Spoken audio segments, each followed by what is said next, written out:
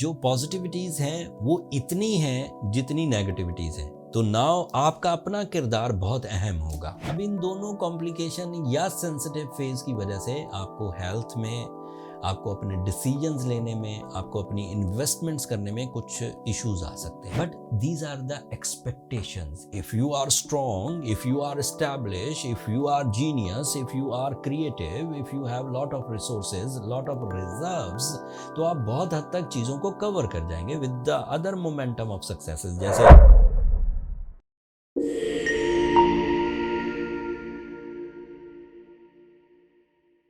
अस्सलाम वालेकुम पाइसियंस, मैं हारिस अज़मी प्रोफेशनल एस्ट्रोलॉजर आपकी खिदमत में हाज़िर हूँ इस हफ्ते की एस्ट्रोलॉजिकल रिसर्चेज लेकर। ये जनवरी का तीसरा हफ्ता है। 15 जनवरी से लेकर 21 जनवरी तक एक ही एस्ट्रोलॉजिकल इवेंट है और इस वाक़े की इन्फॉर्मेशन आपके पास ज़रूर होनी चाहिए। कुछ अच्छी बातें हैं लेकिन कुछ बातें ऐसी हैं जो आपको समझने की ज़रूरत है।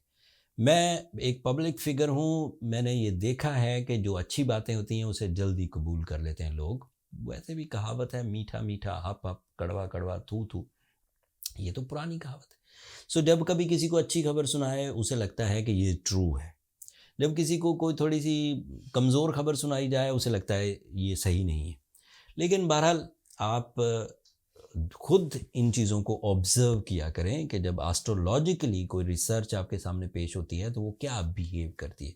मैंने ये तमहीद एस्ट्रोलॉजिकल रिसर्च देने से पहले इसलिए बयान की कि आपके लिए 20 जनवरी को सूरज आपके 12th एंगल पर चला जाएगा। एस्ट्रोलॉजिकल रूल बुक के मुताबिक ये अच्छा फेज़ नहीं है पाइसियन के लिए। और पाइसियन दो तरह से और भी उलझे हुए हैं। एक साढ़े में उलझे हुए हैं एंड दो ही तरह से उलझे हुए हैं। एक तो सूरज आपके 12th एंगल पर चला गया, दूसरा साढ़े है। अब इन दोनों कॉम्प्लिकेशन या सेंसिटिव फेज़ की वजह से आपको हेल्थ में, आपको अपने डिसीजंस लेने में, आपको अपनी इन्वेस्टमेंट्स करने में कुछ इश्यूज आ सकते हैं। But these are the expectations. If you are strong, if you are established, if you are genius, if you are creative, if you have lot of resources, lot of reserves, तो आप बहुत हद तक चीज़ों को कवर कर जाएंगे with the other momentum of successes। जैसे मार्स आपके 11th एंगल पर है, that is ideal, that is your competition ability, that is your physical strength। तो अगर सूरज 12वें घर में चला भी गया है तो फिलहाल वो इतनी ज़्यादा ट्रबल करेगा नहीं, कर नहीं पाएगा, क्योंकि मार्स आपको सपोर्ट कर रहा है। That is a replacement of son. लेकिन खबर तो देनी है क्योंकि वो 12th एंगल पर चला गया है। अब ये एक हकीकत है, इसको इग्नोर नहीं किया जा सकता। 22 को जाएगा, 20 जनवरी को। अगर आपको इरादों में कमी नज़र आए, अगर आपको लगे कि मेरा माइंड कंप्रोमेटिव सा होता जा रहा है, मैं कंसंट्रेट नहीं कर पा रहा, मैं अपना हक नहीं मांग पा रहा, मैं सच नहीं बोल पा रहा, मैं किसी के सामने अपनी प्रेजेंटेशन अच्छे अंदाज से नहीं दे पा रहा, मैं डील्स मैच्योर नहीं कर पा रहा, मैं शाय हो रहा हूँ, तो इट मीन्स सूरज अपना काम कर रहा है नेगेटिव एंगल पर। लेकिन if you are confident, if you are courageous, if you are leader, if you are dominating, if you are centre of attraction, तो सूरज 12वें घर में जाता रहे, आपको कोई प्रॉब्लम नहीं होगी। क्योंकि आपने अच्छे वक्त में अपने अंदर इतना ख़जाना जमा कर लिया हुआ है कि अब 30 दिन अगर कमज़ोर भी आएंगे तो आप पिछले सीज़न के जो रिज़र्व्स हैं उन्हें यूज़ करते हुए ये कमज़ोर 30 दिनों को क्रॉस कर जाएंगे। और यही फिनोमिना ऑफ टाइम है। हमें जो बुलबुल और चींटी की कहानी प्राइमरी में से बताई जाती थी, उस वक़्त तो हमें उसमें सिर्फ एंटरटेनमेंट नज़र आती थी। हम स्टोरी सिर्फ इसलिए सुनते थे कि आगे क्या हुआ होगा, आगे क्या हुआ होगा। बट वो बात वो स्टोरी का रिज़ल्ट यही था कि चींटी सारा साल अपना काम करती रहती थी, अपने रिज़र्व जमा करती थी, बुलबुल सिर्फ बहारें एंजॉय करता था। एंड फिर जब ख़िज़ा आ गई, फूल ख़त्म हो गए, तो उसके पास कुछ नहीं था, फिर उसे उसका मदद लेनी पड़ी। वो कहानी है, आप शायद किसी ने, जो पंजाब का सिलेबस है उसमें तो पढ़ाई जाती है बुलबुल और चींटी की कहानी, बाकी मेरा ख्याल है दीगर अदरवाइज़ ना होगी। लेकिन खैर उसका मॉरल रिजल्ट्स यही था कि आपको अपने अच्छे टाइम में अपने बैड पैच सीज़न की इंतज़ामात करने चाहिए। खैर, अब अगली खबर ये है कि जो पॉजिटिविटीज़ हैं वो इतनी हैं जितनी नेगेटिविटीज़ हैं। तो नाउ आपका अपना किरदार बहुत अहम होगा। अगर आप अपने किरदार में पॉजिटिव हैं, अगर आप अपने बिलीव्स में पॉजिटिव हैं, अगर आप अपने एफर्ट्स में पॉजिटिव हैं, तो आपका पलड़ा भारी रहेगा एंड आप विन विन सिचुएशन पर होंगे। लेकिन अगर जैसे टाइम बिहेवियर अच्छा और बुरा दोनों बराबर हैं, कुछ स्टार्स अच्छे हैं कुछ कमज़ोर हैं, मैंने बयान कर दिए। अब अगर आप अपने बिहेवियर में अपनी परफॉर्मेंसेस में भी लेथार्जिक हो गए, डल हो गए, कॉम्प्रोमेटिव हो गए, स्लो हो गए, बीमार हो गए, तो फिर कॉम्प्लिकेशंस बढ़ेंगी। Now it is your decision कि आपको करना क्या है अगले कुछ दिनों में। ये ज़हन में रखिएगा कि टाइम यकसा नहीं रहते, ना बहारें यकसा रहती हैं हमेशा के लिए, ना ख़िज़ाएँ रहेंगी, गुज़र जाएगा।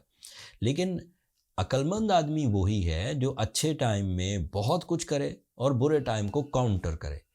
आपके लिए काउंटर करने के लिए जो मेरी प्रिस्क्रिप्शन है वो 60 को भी कवर कर देगी, वो सूरज के 12th एंगल पर जाने को भी कवर कर देगी। वो अदरवाइज़ भी अगर आपके अंदर कोई सेंसिटिविटी है, कोई एक्स्ट्रा सेंसिटिव पोटेंशियल्स हैं, कोई फ़िक्र है, कोई गम है, उसको भी रिपेयर कर देगी। एक है सूरज शम्स का 5 टाइम्स इन अ डे पढ़ना फॉर 20 डेज़ अप्रॉक्सीमेटली, कम से कम 5 दफ़ा, ज़्यादा जितना भी बढ़े। ब्लू सफ़ायर 10 कैरेट का पहनना असल वाला, इससे काफ़ी हद तक मामला हल हो जाएंगे। 80% पाइसियंस इसी से कवर हो गए। कोई 20% पाइसियन ऐसे हैं जो सिवियर सिचुएशंस में हैं, उन्हें फिर मैं हमेशा ही मशवरा देता हूं कि उन्हें बर्थ चार्ट की तरफ जाना चाहिए। वो रियल डायग्नोसिस मेथड है जिससे पता लग जाता है कि उनकी सिवियरिटी आम पाइसियन से ज़्यादा क्यों है।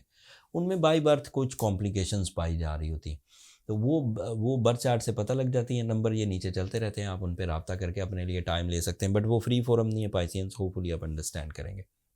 दूसरी बात, जब भी ब्लू सफ़ायर बाय करें फर्दर ट्रीटमेंट, फैशन के लिए बाय करना है तो कोई भी ले लीजिए, शीशे का, प्लास्टिक का, नीले रंग की कोई भी चीज़ पहन लीजिए, ब्लू सफ़ायर लगेगा, बहुत अच्छा कट हो, बट वो ट्रीटमेंट के काम नहीं आएगा। ट्रीटमेंट के लिए नेचुरल स्टोन ही बाय करने होते हैं। And if you have knowledge कि आपको स्टोन ग्रेड कैसे करना है, आइडेंटिफाई कैसे करना है, तो फिर तो मुश्किल नहीं है। लेकिन अगर आपके पास नॉलेज नहीं है स्टोन आइडेंटिफिकेशन की, तो फिर एस्ट्रोजेम्स पर बिलीव करिए एंड स्टोन यहाँ से बाय कर लीजिए। यहाँ प्रोफेशनल्स हैं जो हीलिंग प्रॉपर्टीज़ को मद्देनज़र रखते हुए स्टोन्स को हमारे जो स्टोर है इस पर अपलोड करते हैं। नीचे डिस्क्रिप्शन में लिंक है, एक नज़र उसे देख लीजिएगा। आखिरी बात,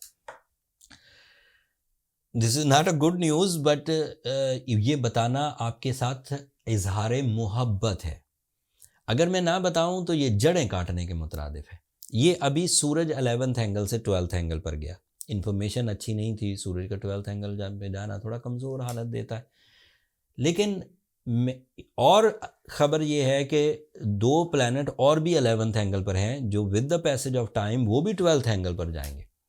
तो इन एडवांस आपको बता रहा हूँ कि आपको ज़रा एक्टिव होना होगा, आपको ज़रा अपने आप पर बिलीव करना होगा। जब वो 2 प्लैनेट भी 12th एंगल पर जाएंगे, कमज़ोरी और बढ़ेगी।